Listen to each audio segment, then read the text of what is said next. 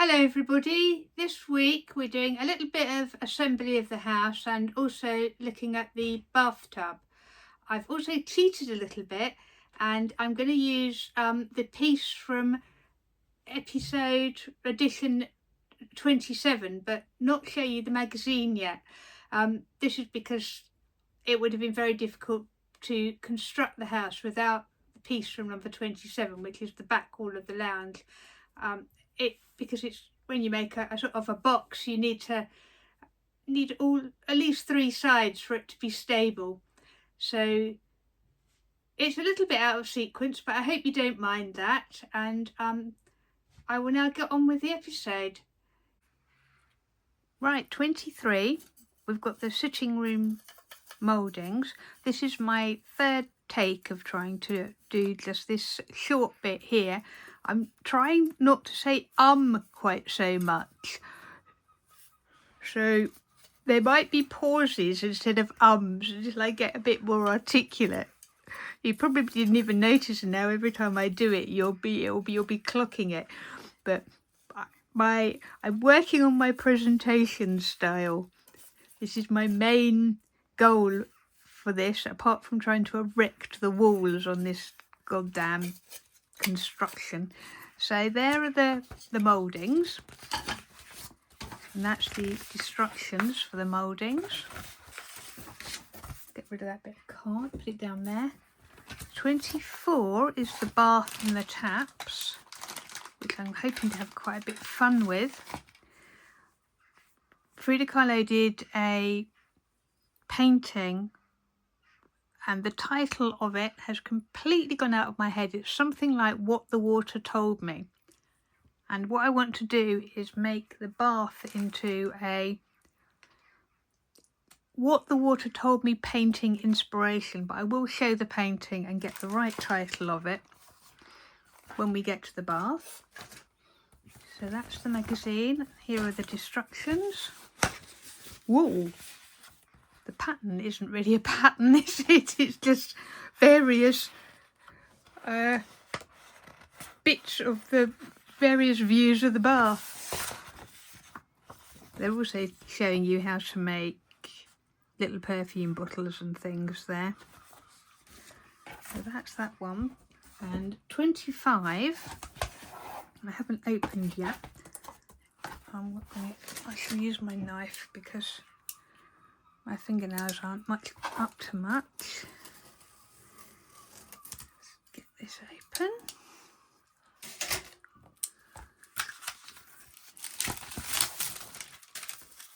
That's the ground floor right hand wall side of the sitting room. So we should end up by the end of this session with all these side walls, and we would just need the back wall for the ground floor. Horrible bit of wallpaper that I'm not going to use, and this is the wall.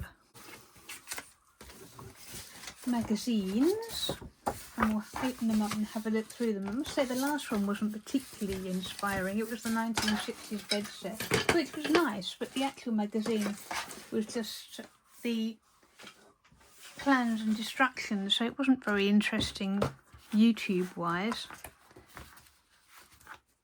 I think it's worth doing. I've got into a kind of routine with this now, so I'm going to carry on with it. We look like we're onto the town kitchen. It's kind of a modern kitchen. I'll see if I can get that light. I'll just try turning this light down, right down. It's a bit darker, but you don't get so much glare, do you? So I'll give that a go.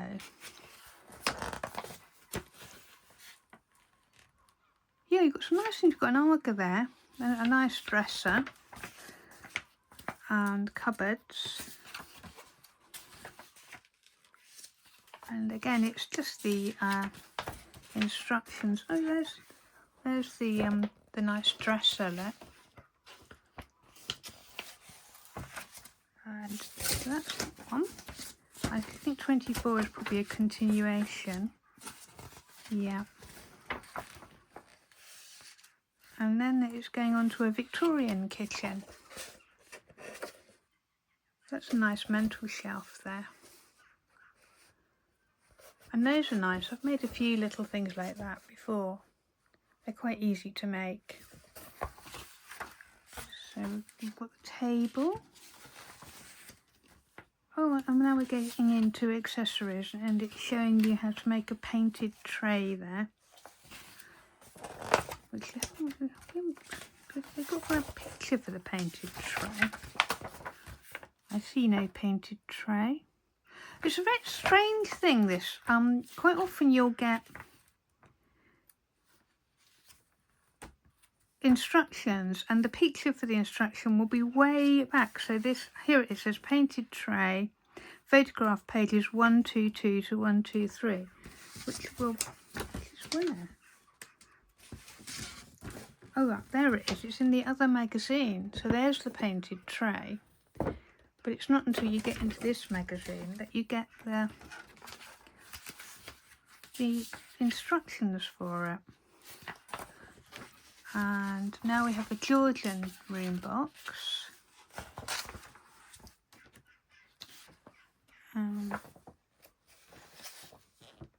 Very fancy curtains there.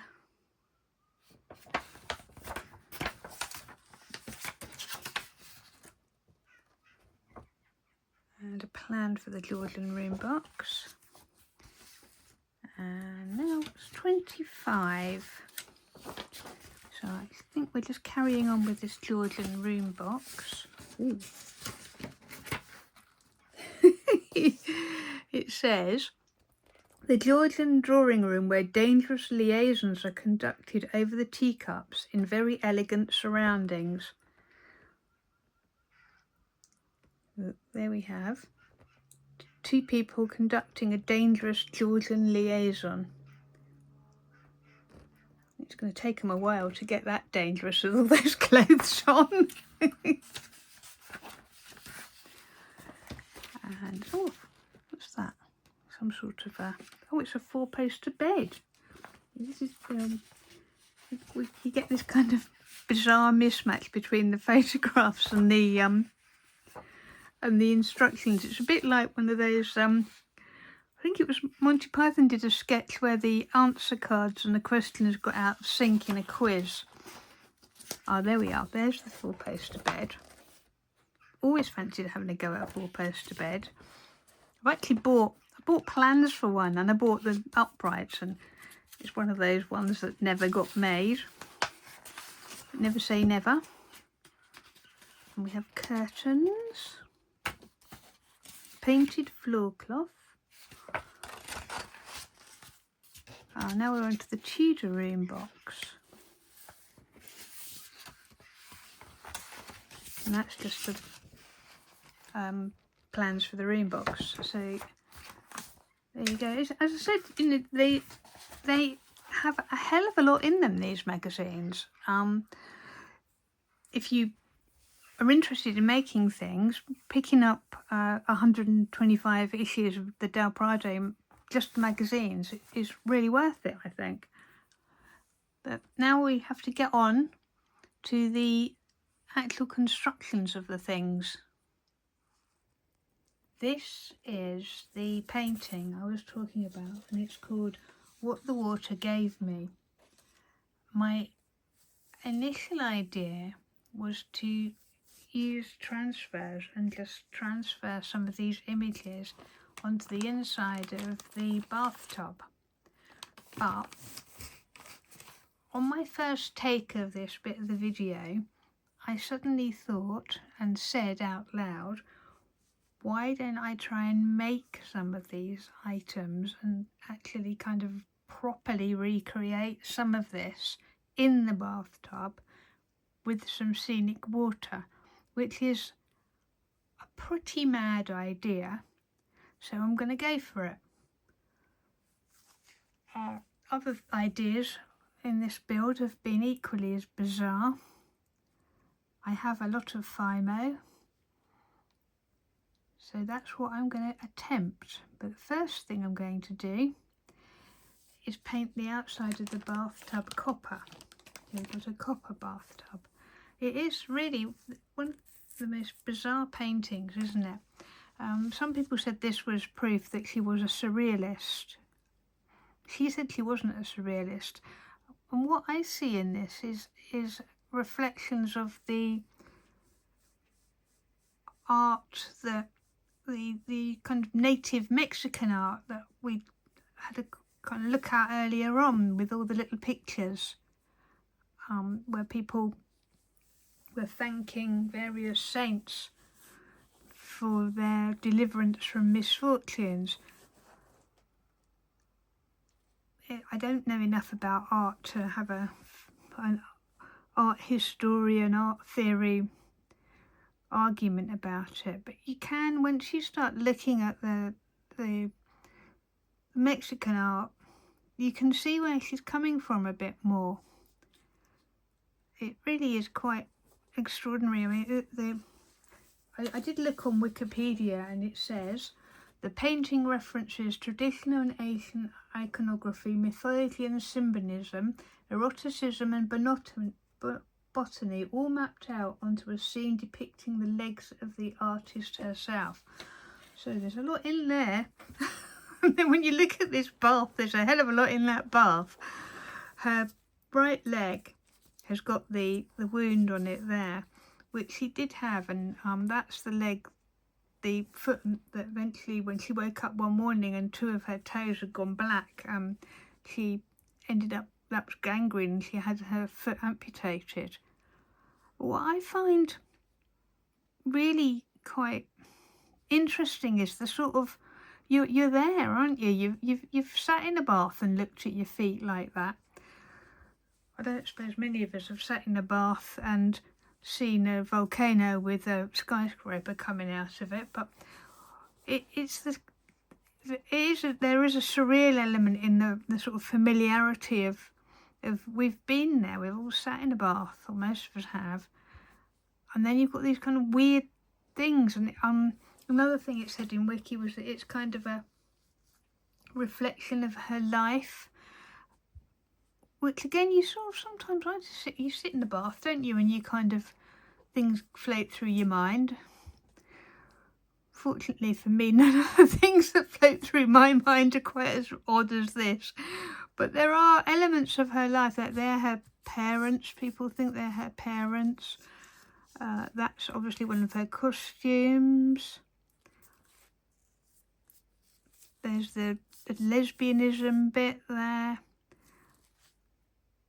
I'm not entirely sure what the volcano, I think somebody said it was the old and the new, the old Mexico and the new Mexico. I've never actually, every time you look at it you see something new. There's a dead bird on the top of that tree. She was some woman, wasn't she, really? But you do get this feeling of being there. There's no real distance between you and the painting like there are with some painters. I just find it fascinating. Anyway, that's enough blithering, as we say in Scotland. I shall get on and begin painting this bath copper on the outside. Okay, I haven't actually got that much copper repaint left, so I'll do as much as I can. I might have to order some more. I think it's definitely going to need 2 coats as well. I've masked off the rim around the edge. It does go quite far, so I might be alright if I do 2 coats. And the first coat of anything like this is always a bit smeary. Smells this stuff as well. Gives you a headache. I've just been trying to, I changed internet provider, and trying to get my wireless printer to accept the situation has given me a headache already, so I don't think I can get any worse of a headache than I've already got from that. I absolutely hate doing things like that. I lose my patience with it very quickly. I wouldn't say I'm a particularly most people who know me know I'm not a patient person, but I can sit and make little flowers or twit about with things if I'm interested, but if I'm not interested and I'm forced to confront the delights of the 21st century, I just get so cross. They just seem to be, this is me being an old grumpy old woman I suppose, but they just seem to be making life harder and harder and harder. I thought all this technology was meant to make life easier. It doesn't really. I mean, you know, this is great that I'm on YouTube and that's all technology, but God, the ins and outs of some of it sometimes. I think we'll have enough. It's going on quite well, and it's quite a cool colour. I will put second coat on. I think I probably didn't stir it well enough. That's why the first bit I did was a bit. Oops, I'm not that bothered about doing a perfect paint job as far as it not being lumpy. I think it will add to it.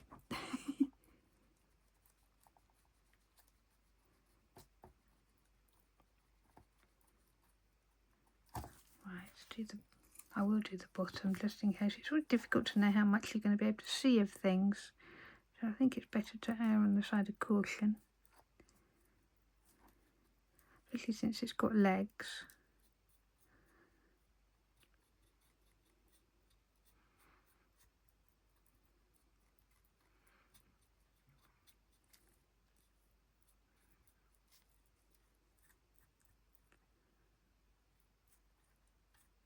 Right, first dodgy coat done on the actual tub.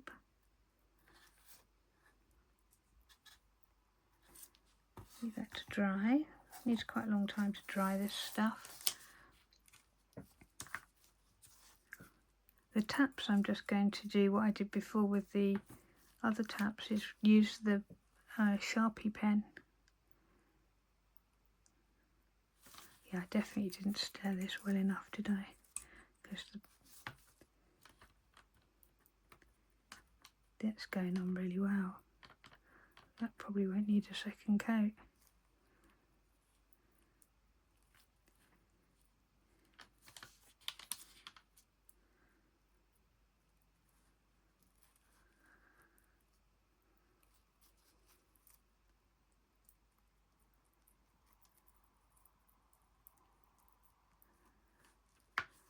God, just ruining the bits I've just painted. Oh, Lord. Right, okay, leave that to dry, Emma, and then go back over and do the next bits.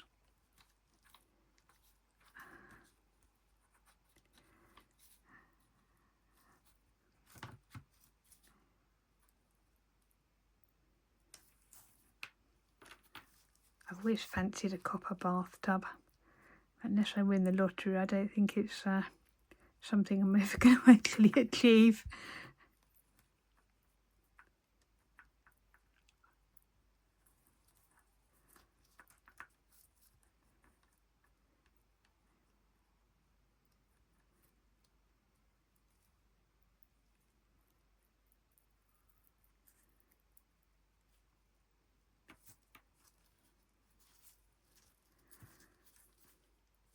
And this is quite nice, this bathtub. It's a nice size. It's not too big. Some of those China ones you can buy are very chunky for a 12th scale. But this one's quite a nice kind. I have got a Kreisner Le Bon kit for the next project I'm going to do. But this one's fine. So, I mean, again, if you're doing projects and you need a bathtub, and you can just buy one of these on eBay, quite often they sell individual episodes. I don't think episodes is the right word, is it? Editions. My brain, after all that internet-y sorting out the printer is gone. But yeah, you can buy individual ones online. So if you didn't want to buy the whole caboodle, you can just pick up sometimes bits that you think you might want.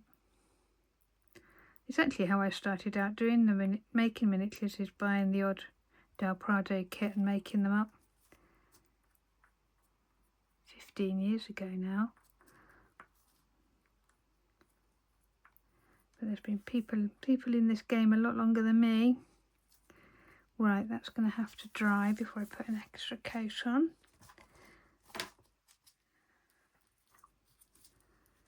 You can see why I used gloves now. I hate getting this stuff on my hands. It's really difficult to get off.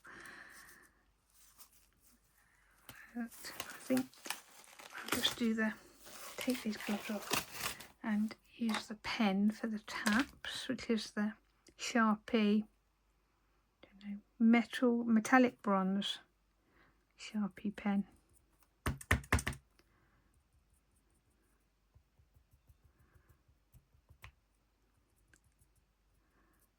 Just to tone down this gold.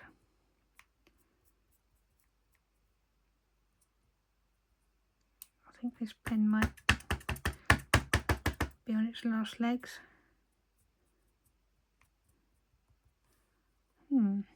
It's not doing such a good job as it was.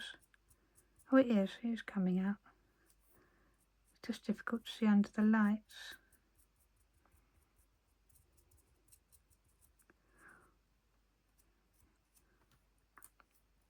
Yeah, some of it's coming out.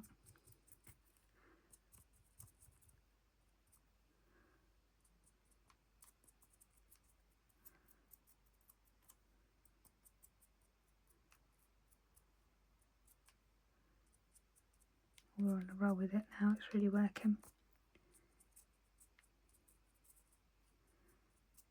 Okay, so I won't do both taps online. I will come back when I've got a second coat on that, and possibly when I'll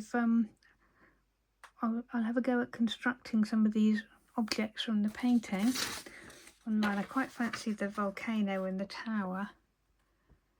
I don't think I'm going to be doing the figures because my modelling skills aren't really up to them, but I might try some of the plants. Possibly a 1 foot or something, or 2 feet. I'll see. What I might do is combine, I'm thinking out loud here, but I might do those as transfers and then do the other things as models. But as I say, not all of the things. Well, watch this space. Well, here's an update on the bath.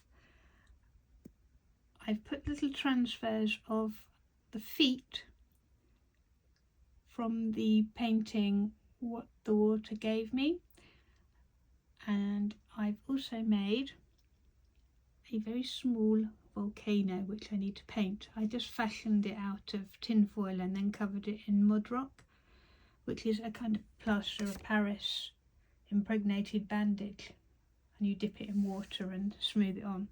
It's really useful for things like this, I think, where I wanted a bit of texture to it. Right. The feet were very creepy. I put those on last night. They're not perfect, but the right foot is the one that was damaged in Frida's accident, and every time I tried to put it on the bath, the big toe, which was the most damaged toe, either fell off or folded over. I actually printed out a few because I knew these water decals can be difficult to put on, so I thought it would take me a few goes, but it just was a bit odd that it was always the bit that was actually in real life the bit that she damaged that kept causing me issues. And in the end I just had to leave it. So if you look, the right big toe is folded over the next toe. I don't know the words for your next toe. Is that your index toe? But yeah, I was doing it on my own in the craft room. That the house was empty, my partner was out, and it was just quite creepy. The house was, I realised it was getting darker and darker, and the house was kind of in darkness with just my ring light on that I use for my crafts and my videoing. And there I was with this foot that kept doing something that was mirroring what happened in real life. So yeah. Ooh. Next up, I will paint the volcano, put it in the bath, and then have a go with the scenic water and see what we end up with. Bath update. Here's the volcano, painted with grey acrylic, and then I used nail varnish for the lava. I also Mod Podged the rock before I put the nail varnish on, and I'm going to leave it like that. I'm not going to do the building. If I put it in, when you first look at the bath, I can't get it in the right angle, it looks like there's nothing inside it, so you have to really kind of look to see that there are other things in this bath, and I quite like that. So if I put the building on the top, as in the painting, it would poke over the edge of the bath, and I don't want to spoil the illusion that from certain angles the bath just looks like a normal bath. I put a couple more transfers on, and also some greenery, because there were sort of green things in the painting. And now I'm going to use some scenic water, heat it up and pour it into the bath. I put Mod Podge over the transfers, because I thought if I'm going to, I don't know how the transfers would have reacted to the scenic water. So the final stage of the bath is to just put the scenic water in, and then that's done. Right, so I'm now going to attempt to construct the rest of this.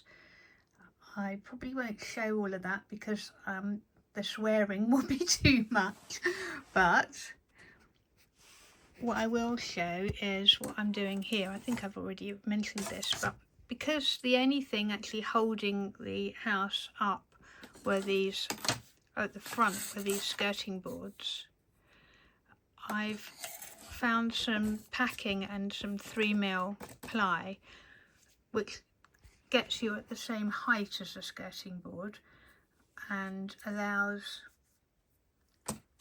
the floors to be a bit more supportive. Sorry about the jerky camera angles. I'm just hand holding it because everything is everywhere. So what I'm going to do first of all is glue the card to these bits of ply, so that this will be the living room floor to hold that up. Then the other thing I've done is just put a bit of wood flush here with the edges of the floors, so that when these bits get stuck, they slot in that slot there. Now they'll have a little bit more of a purchase than just the 3mm flooring bit. So the next thing I have to do, apart from glue this to this, is find a piece of square wood and glue it along here, so that when that longer bit of skirting board, which is here, is ready to be glued on, it has something to hold on to. The other thing I've done is finish the bath, so I'll show you this. I put in the scenic water, so it's now looks like a swamp in the bath. As I say, you can't really see it from the outside, and then if you peered in you'd be like, what the hell is going on there? So you've got a volcano. I like the feet poking out the water there, and the bits of greenery, and before that's I think that's her parents, Carlo's parents, and in the bottom there is also another picture, but you can't really see because of the bubbles. It's a slightly unfortunate colour. I'm not sure whether Whenever I've used sneak water before, I've always dyed it to make jellies and things, so I'm not sure whether that's the natural colour it comes out when you don't dye it, or whether the greenery has kind of dyed it that colour, but we're just going to have to go with it, I'm afraid, because I'm not digging it all out and starting again, and it just adds to the general weirdness as far as I'm concerned. So I'm pleased with it. I don't very much doubt anyone else in the Dolls House world has got a bath like that. So that's a finish. And we are now on to the hell of the construction. So I will come back to you when I've got a bit further. I thought I'd mention that it's quite important to weight this down once you're gluing it. And I'll just come over here. Here's the kind of bits of wood that I'm sticking on the front. Oh, sorry, a bit out of focus. And I'm pointing at a window, so yeah, it's just a sort of a square piece of wood. It doesn't have to be this long. I mean, you can get shorter lengths of this and stick it on at intervals. As you can see, I've got long bits, so I cut it to size, and now it's, again, clamp it. If you don't have clamps, you can really use masking tape very tightly, and pegs, just closed pegs. If you're doing a lot of this kind of work, I would recommend getting these clamps. They're very good, very useful. I think you can get them in the UK, you can get them from Hobbies, which is a model store. And Julie Warren on Etsy might sell them as well, but they're fairly universal, so they are worth investing if you're doing a lot of this kind of work. The other thing I'd like to mention is the upright slotty bits. Now, they're not all the same. There are bits that go in at the corners of the house which don't have slots on two sides. So basically you're just putting on a back wall or a side wall, I would imagine. And these ones which have, so they've got two slots, these ones have got three. It took me a while to appreciate this one. I don't think I've done some of it right, but I don't think it makes that much difference. But yeah, so these wider ones, I think that's going to have to go there. Yeah, so that will go at the back, won't it? So that you've got that. Yeah, that will be at the back. So you'll have the back wall of the hall, the side wall, and the living room wall there.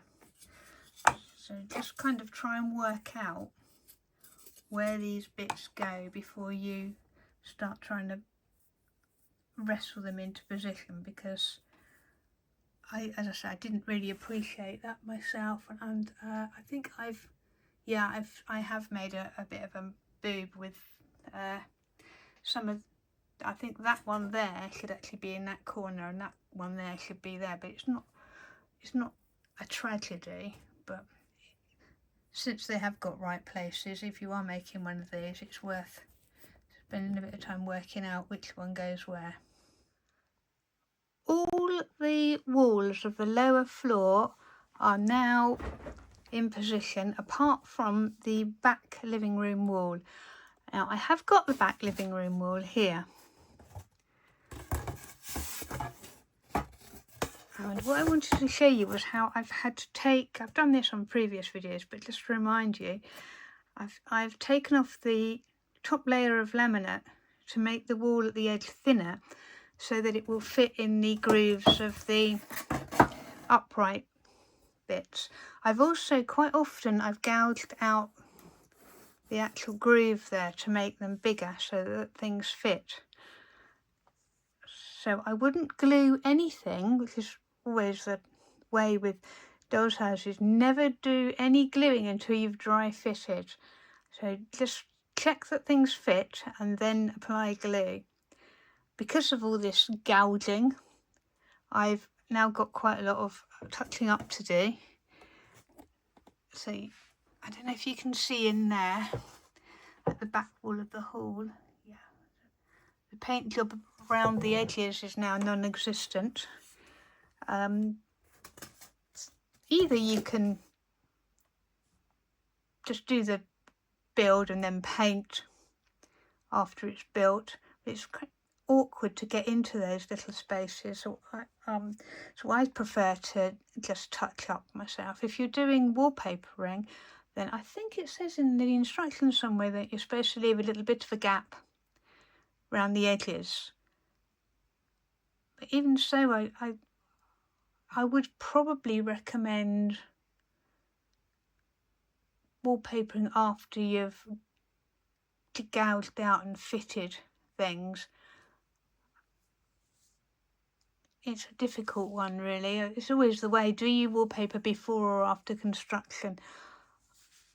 I actually prefer to wallpaper after construction and paint before, but that's just my personal preference. The other thing I'd recommend if you're going to get involved in this house is heavy weights. These are all cooking weights. The reason for that is heavy weight is always useful for things, but this bit was kind of poking, bouncing up, so that wasn't entirely straight. It fitted in here. It would not fit in there properly. It just kept bouncing up, hence the masking tape that's still on. But with masking tape, and the heavy weight, it's now true. As true as this thing will ever get. I think that it's I wouldn't want to put a right angle thingy on it. I think it will be fine in the end. And there's another bit you can see there of where I've gouged out on the ends of each of those. Gouged out, so there's a lot of touching up to do, but I don't mind that. You know, I put on a true crime series, sit there and just slowly and carefully work my way through it. Here we have the back, which I'm going to try and slot on in a minute. That will be the last bit of this video. I will actually say goodbye before then. Thank you very much if you've got to the end of this. Please do like and subscribe. At the moment, I think we're sitting on about 85 subscribers, which I think is just great, really. I really enjoy any comments that I get as well. I love reading comments. I would do this anyway because it's a present for a friend, but it's just giving it an extra dimension to make the little videos and put them up on YouTube. So thank you very much for watching, and I will leave you with me fitting the back of it, and see you next time. Bye for now.